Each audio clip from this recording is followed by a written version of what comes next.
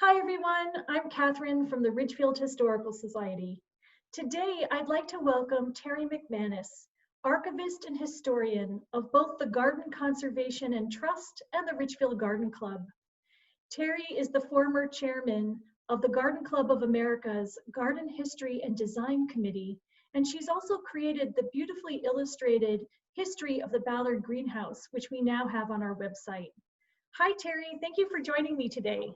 Hi, Catherine. Thanks for having me. It's a pleasure to be here. I wanted to share with the folks watching that we have two garden clubs in town that people might not know about. Can you tell us a little bit about the partnership between the two clubs? Yes, absolutely. So Richfield Garden Club, the two clubs are Richfield Garden Club and Kautatoa Garden Club. Ridgefield Garden Club was formed in 1914 and Kautatoa Garden Club was formed in 1934. So they're both very long-standing garden clubs and nonprofits in our community. When Kautatoa was formed in 1934, of course, Ridgefield Garden Club already had 20 years of experience as a garden club, and we helped them kind of get themselves off the ground. And then within a few years after that, the two clubs worked together to form what was called the Ridgefield Garden Center. And it was located on Branchville Road, just behind a home on Main Street. And it operated from 1937 until 1947. And it was during the summers. It offered gardening workshops to the townspeople at the time, classes on canning. The clubs had plant sales there.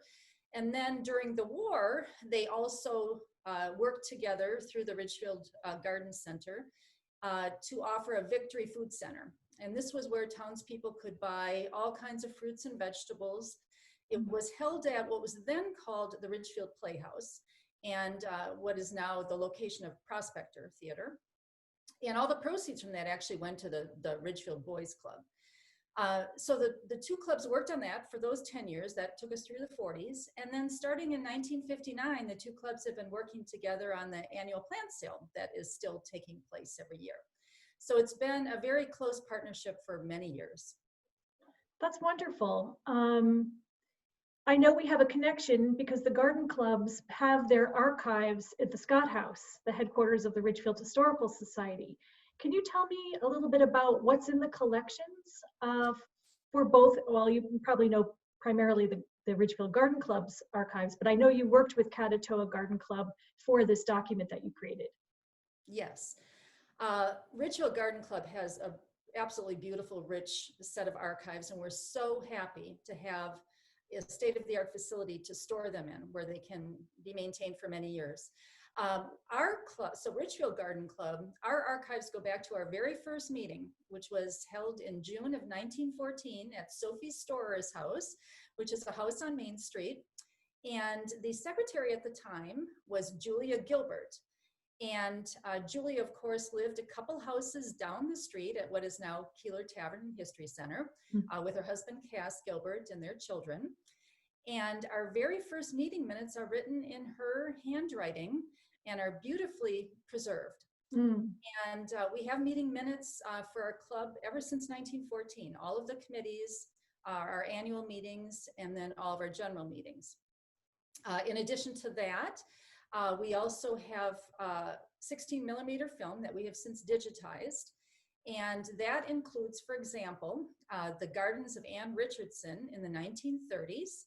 And we see photographs of her also in the gardens and her friends. And that, of course, is now Richardson Park. We also have film from 1939 and our club's 25th anniversary party, which was held at Lucy Lynch's house. And her house is now what is Ridgefield Academy. So it's kind of fun to have those connections to today. We also have all of the committee minutes for the Village Improvement Committee, which was part of the Ridgefield Garden Club.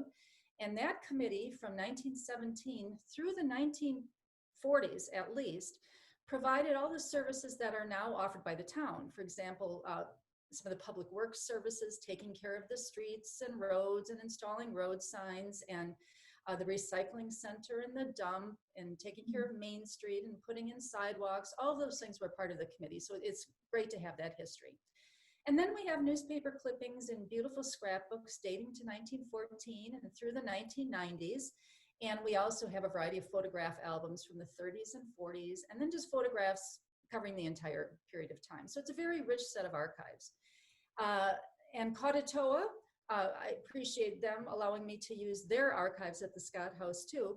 And they also have documents dating back right to the start in 1934 and through the present. Wow. So as you said, with all of this rich source material, how did you figure out what would make the cut into a 15-page PDF document? Sounds challenging. That's a very good question. And so the first thing I did was, who is the target audience? Who did I want to have read this history? And we had never really published a history of Ballard Greenhouse and the Garden and Conservation Trust before. So, and I knew there were a lot of people that really didn't know much about them. So I decided the target audience was going to be a person that doesn't know much to start with. It includes also some of our club members don't really know a lot of the history. So a very high level document. And then in the back of my mind, there were three things that I always wanted to focus on during the last couple of months that I was working on the document. One was the history of the greenhouse itself. The greenhouse was built in 1906, and it is still fully operational today, which is amazing because, number one, it's been preserved. And number two, it sits adjacent to our wonderful Ballard Park, which is a public park. And this is a glass house, but it's still operating today and providing a benefit to the community. So that was number two, is why is it still here? And then number three is really, why should townspeople and people care about the work that the garden clubs do at the greenhouse? And that's because the money that we make at our plant sale does go back into the town. So those were the three things that I really wanted to try to get across.